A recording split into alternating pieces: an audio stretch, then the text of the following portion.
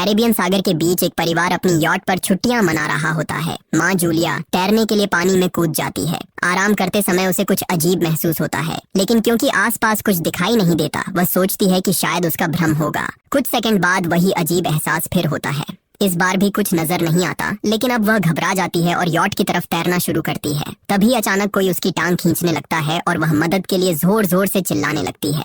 उसकी बेटी कैसी हेडफोन लगाकर म्यूजिक सुन रही होती है, इसलिए उसे कुछ सुनाई नहीं देता। पति टॉम और बेटा बेन मछली पकड़ने में व्यस्त होते हैं। जूलिया पानी के ऊपर टिकने की कोशिश करती है, लेकिन मुंह में पानी जाने की वजह से चिल्लाना मुश्किल हो जाता है। थोड़ी देर बाद टॉम को एहसास होता है कि काफी देर से उसने जूलिया को नहीं देखा। वह यॉट पर उसे ढूंढता है और फिर अपनी पत्नी को खतरे में देख लेता है। वह बच्चों को बुलाता है, यॉट को उस तरफ ले जाता है और पानी में कूद जाता है। जल्दी से जूलिया तक पहुंचकर उसे संभालता है और यॉट की ओर तैरता है। बच्चे दोनों को ऊपर खींच लेते हैं। परिवार जूलिया को संभालता है, लेकिन जूलिया खुद को समझाती है कि शायद लहरों की वजह से ऐसा हुआ होगा। रात को सब मिलकर बेन का जन्मदिन मनाते हैं। कैसी को उसके बॉयफ्रेंड का कॉल आता है, तो वह लैपटॉप लेकर बाहर चली जाती है। वीडियो कॉल में उसका बॉयफ्रेंड दिखाता है कि शहर के ऊपर बड़े बड़े काले बादल छा गए हैं। कॉल ग्लिच होकर फ्रीज हो जाती है। कैसी यह बात परिवार को बताने आती है, लेकिन टॉम कहता है कि शायद जमीन से दूर होने की वजह से सिग्नल कमजोर है। तभी सबको एक आवाज सुनाई देती है। वे सब बाहर जाते हैं और देखते हैं कि व्हेल मछलियों का एक समूह गुजर रहा है।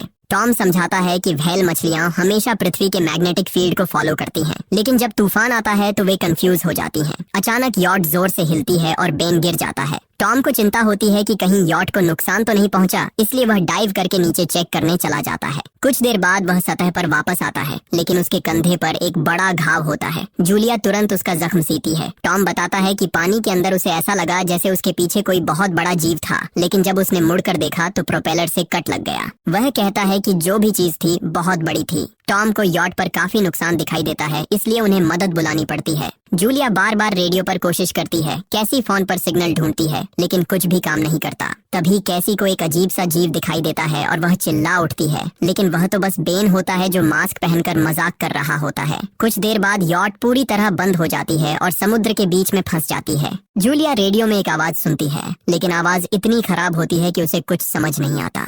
टॉम परिवार को बताता है कि उनके पास सिर्फ 4 दिन का खाना पानी बचा है और अब उन्हें किसी मछली पकड़ने वाली नाव का इंतजार करना होगा। अचानक रडार पर कुछ डिटेक्ट होता है और परिवार को एक अजीब सी आवाज सुनाई देती है। सब दौड़कर बाहर आते हैं और हैरानी से देखते हैं कि कई सारे उल्कापिंड जमीन पर गिर रहे हैं। जहाँ जहाँ उल्कापिंड गिरते हैं वहाँ बड़े धमाके होते हैं। एक उल्कापिंड पानी में उनके पास गिरता है तो टॉम तुरंत यॉट को चलाने की कोशिश करता है। इंजन मुश्किल से चलता है, लेकिन तभी एक और उल्कापिंड उस इलाके को हिट करता है। परिवार डर के मारे एक दूसरे को कसकर पकड़ लेता है। तभी टॉम को समझ आता है कि जो आग के गोले गिर रहे हैं वे उल्कापिंड नहीं बल्कि सैटेलाइट्स हैं। उसी वक्त बेन देखता है कि यॉट से धुआं निकल रहा है। टॉम चेक करता है और कंफर्म होता है कि इंजन खराब हो गया है। हवा तेज होने लगती है तो फैमिली यॉट के अंदर छुप जाती है, बिना ये नोटिस किए कि कंपास बहुत तेजी से घूम रहा है। यॉट जोर जोर से हिलने लगती है। बेन फिर से गिर जाता है और इस बार उसे चोट भी लग जाती है। लहरें तेजी से यॉट से टकरा रही होती हैं। टॉम स्ट्रगल करके बाहर जाता है और लाइफ जैकेट्स लेकर आता है। तभी पावर चली जाती है। टॉम तुरंत पावर बॉक्स का बटन प्रेस करता है और लाइट वापस आ जाती है। उस वक्त बेन नोटिस करता है कि जूलिया की नाक से खून बह रहा है। जूलिया को चक्कर आने लगते हैं, जबकि कैसी सिंक पर जाकर उल्टी कर देती है। टॉम रेडियो ट्राई करता रहता है पर सिग्नल नहीं मिलता। अचानक एक तेज हाई पिच्ड नॉइज आती है और हवा और भी स्ट्रांग हो जाती है। जूलिया दरवाजे बंद करने की कोशिश करती है, पर एक हैच खुल जाता है और हवा खिड़कियां तोड़ने लगती है। टॉम एक फ्लेयर जलाता है और थोड़ी देर बाद अंधेरा छा जाता है। अगली सुबह फैमिली शॉक में उठती है कि वो स्टॉर्म से बच गए हैं, लेकिन यॉट आधी तबाह हो गई होती है। जब वो बाहर आते हैं तो देखते हैं कि समुद्र का पानी गायब हो गया है और यॉट अब जमीन पर अटकी है। सब ये देखकर शॉक में आ जाते हैं। कैसी सिग्नल चेक करती है पर नेटवर्क बिल्कुल डाउन होता है। बेन 2 मरे हुए केकड़ों से खेलने लगता है। टॉम कंपास चेक करता है और देखता है कि वो उल्टा हो गया है। ये आखिरी बार 7 लाख साल पहले हुआ था। कैसी को लगता है कि उसका बॉयफ्रेंड मर गया होगा और वो टूट जाती है। जब जूलिया उसे समझाने आती है तो कैसी उसे दूर कर देती है और छुपने चली जाती है। जूलिया और टॉम बची हुई सप्लाईज देखते हैं। बेन अपने बर्थडे बलून्स एक पत्थर से बांध देता है ताकि शायद कोई बचा हुआ सर्वाइवर देख ले। टॉम फिर रेडियो ट्राई करता है और इस बार एक आदमी से कनेक्शन हो जाता है। उसका नाम नाव होता है और वो एक सबमरीन का कैप्टन होता है। उसकी सबमरीन भी लैंड पर अटक गई है। वो कंफर्म करता है कि मैग्नेटिक पोल्स रिवर्स हो गए हैं, इसलिए ओशन पीछे हट गया है और जमीन डूब गई है। वो कहता है कि उसने अभी तक और सर्वाइवर्स नहीं देखे और कम्युनिकेशन सिस्टम सिस्टम्स बिल्कुल डाउन हो गए हैं। वो मजीद ये भी कहता है कि पोल्स फिर रिवर्स होंगे और शायद एक हफ्ते में समुंदर वापस आ जाएगा। वो फैमिली को वार्न करता है कि जितना हो सके ऊंची जगह चढ़ जाओ, क्योंकि जब पानी वापस आएगा तो वो बहुत खतरनाक होगा। वो बोलता है उसका पार्टनर क्रैश में मारा गया और सबमरीन में बस 3 लोगों की ही जगह है। जूलिया और टॉम उससे कहते हैं कि प्लीज हमारे बच्चों को बचा लो। वो उन्हें अपने कोऑर्डिनेट्स दे देता है। टॉम कैलकुलेट करता है कि सबमरीन तक पहुंचने में 2-3 दिन लगेंगे। वो फैमिली से कहता है आज रात अच्छे से आराम कर लो, कल सुबह हम निकलेंगे। अगली सुबह फैमिली सामान पैक कर रही होती है, तभी टॉम को पास में कुछ हिलता हुआ दिखता है। वो एक लंगड़ा आदमी होता है जिसके हाथ में हारपून होती है और साथ में एक कुत्ता लगातार भौंक रहा होता है। टॉम उसके पास जाता है और उसे पानी की बोतल देता है, लेकिन वो आदमी कुछ ऐसी भाषा में बोलता है जो टॉम समझ नहीं पाता। पानी पीने के बाद वो अजनबी अचानक टॉम के सिर पर बोतल मारता है और चेहरे पर जोर का लात मार देता है। जूलिया डर के मारे भागती है, लेकिन तब तक देर हो चुकी होती है। वो आदमी टॉम के पेट में हारपून घुसा चुका होता है। टॉम कुछ पल तक तड़पता है और फिर वो उसकी गर्दन भी काट देता है। फिर वो आदमी जूलिया के पीछे भागता है और उस पर हारपून फेंकता है, जिससे उसके कंधे में चोट लग जाती है। जूलिया दर्द सहते हुए यॉट के अंदर भागती है और बच्चों को बोलती है कि छुप जाओ। वो दरवाजा लॉक कर देती है। कैसी और बेन सोफे के अंदर घुस जाते हैं। जूलिया उन्हें फ्लेयर गन पकड़ाती है और खुद एक चाकू लेकर बाथरूम में छुप जाती है। वो आदमी दरवाजे पर जोर जोर से धक्के मारता है और आखिर अंदर घुस ही जाता है। पहले वो थोड़ा खाना उठाता है और फिर यॉट में इधर उधर ढूंढने लगता है, फिर बाथरूम की तरफ जाता है, लेकिन जूलिया समझदारी से एक छोटे छेद से बाहर निकल जाती है। वो आदमी सोचता है कि जूलिया भाग गई, लेकिन जैसे ही वो धीरे से निकलने लगती है, उसका कुत्ता उसे देख लेता है और भौंकने लगता है। कुत्ता उस पर झपटता है तो जूलिया चाकू से उसे मार देती है। कुत्ते की चीख सुनकर वो आदमी बाहर आता है और अपने कुत्ते की लाश देखकर आग बबूला हो जाता है। इस बीच जूलिया यॉट के दूसरे साइड से अंदर जाने की कोशिश करती है। वो ऊपर चढ़कर टूटी हुई खिड़की से अंदर घुसने लगती है, लेकिन वो आदमी पहले ही वहां पहुंच जाता है। वो उसे पकड़कर जोर से मुक्का मारता है, जिससे वो नीचे गिर जाती है।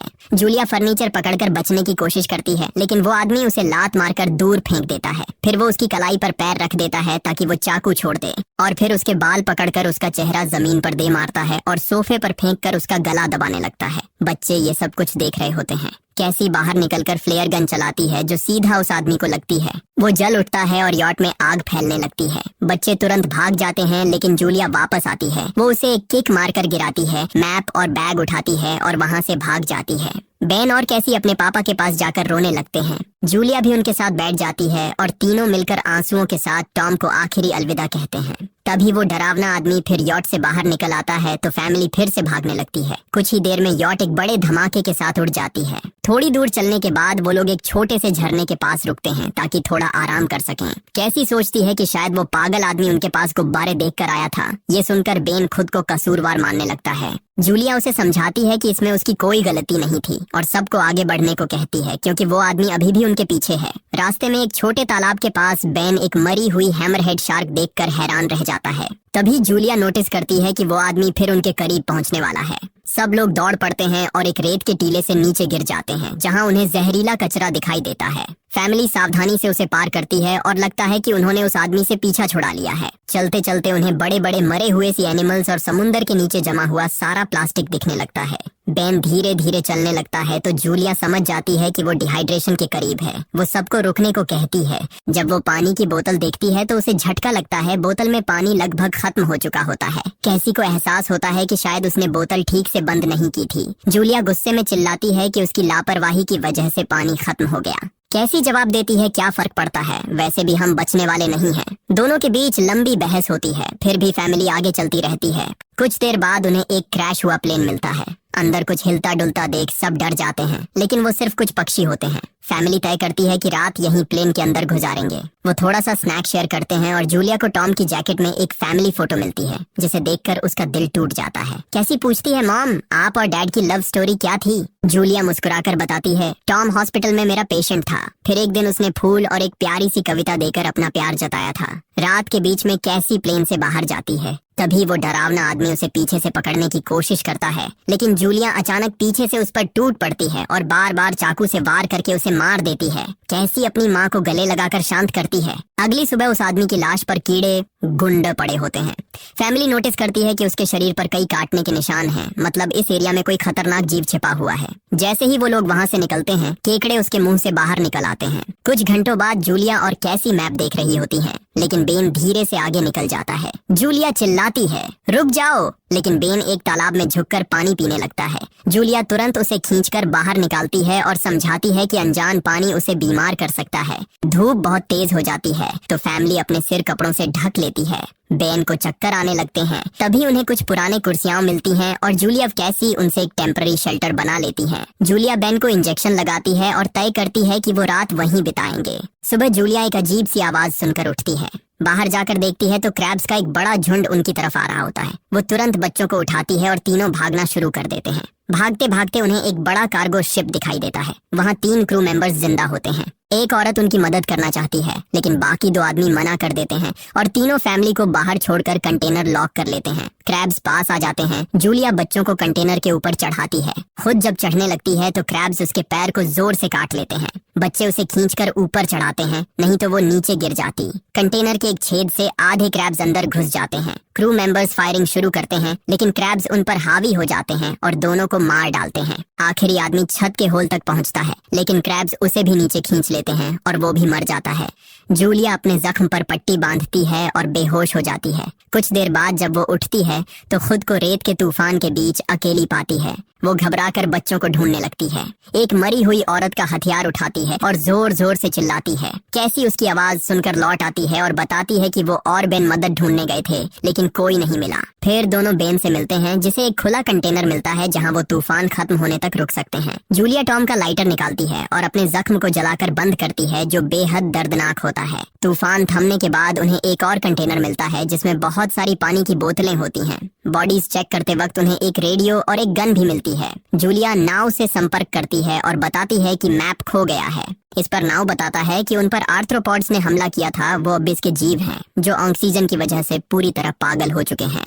अब नाव फैमिली को जल्दी करने को बोलता है, क्योंकि उसके इंस्ट्रूमेंट्स ने कैलकुलेट किया है कि समुद्र उम्मीद से ज्यादा जल्दी वापस आएगा और उनके पास सिर्फ कुछ घंटे बचे हैं। वो एक फ्लेयर शूट करता है और फैमिली उस दिशा में चलना शुरू करती है। लंबी वॉक के बाद फैमिली को एक टूटा हुआ टॉयलेट मिलता है जिसमें बेन पेशाब करता है। अब वो लोग आखिरकार सबमरीन को पास ही देख लेते हैं, लेकिन वहाँ पहुँचने के लिए उन्हें एक बड़ा चट्टानी रास्ता पार करना होगा। जैसे ही वो रास्ते से गुजरते हैं, दीवारें हिलने लगती हैं और पत्थर गिरने लगते हैं, जिससे एक भयानक रॉक स्लाइड हो जाता है। जूलिया तुरंत अपने बच्चों को साइड में धक्का देती है और खुद भी पीछे हट जाती है ताकि कुचली न जाए। अब एक पत्थर की दीवार उनके बीच आ गई है। जूलिया बच्चों से कहती है कि वो बिना उसके आगे बढ़ जाए, लेकिन कैसी मना करती है और जोर देती है कि उसकी माँ को चढ़ने की कोशिश करनी चाहिए। बहुत बहस होती है और चिल्लाने के बाद जूलिया वादा करती है कि वो बाद में अपने बच्चों को ढूंढ लेगी। मजबूर होकर कैसी अपने भाई को खींचकर आगे ले जाती है।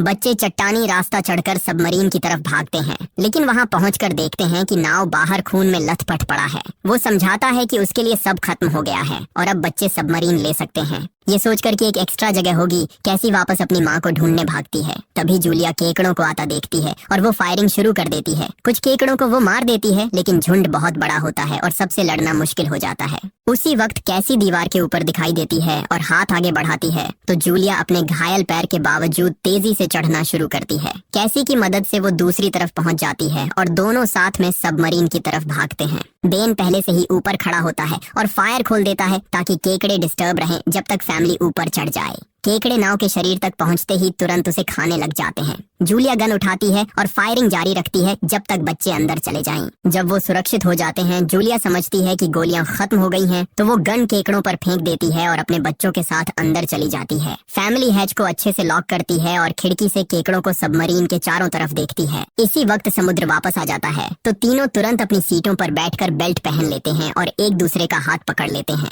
तेज लहरें सबमरीन को जोर जोर से इधर उधर फेंकना शुरू कर देती हैं, जिससे जूलिया को पूरी जर्नी के विजन दिखने लगते हैं और कैसी उल्टी कर देती है। जल्दी ही वो हाई पिच आवाज वापस आती है और फैमिली बेहोश हो जाती है। कुछ देर बाद जूलिया और बच्चे होश में आते हैं और खुद को जिंदा देखकर खुश होते हैं। वो हैच अनलॉक करके बाहर निकलते हैं और देखते हैं कि लहरों ने सबमरीन को एक तबाह शहर में गिरा दिया है। यानी अब जिंदा रहने और नया जीवन शुरू करने की उम्मीद है। और यहीं पर फिल्म खत्म होती है। चैनल को सब्सक्राइब करना न भूलें और बेल आइकन जरूर दबाएं ताकि आपको ऐसे ही मजेदार वीडियो मिलते रहें। देखने के लिए धन्यवाद।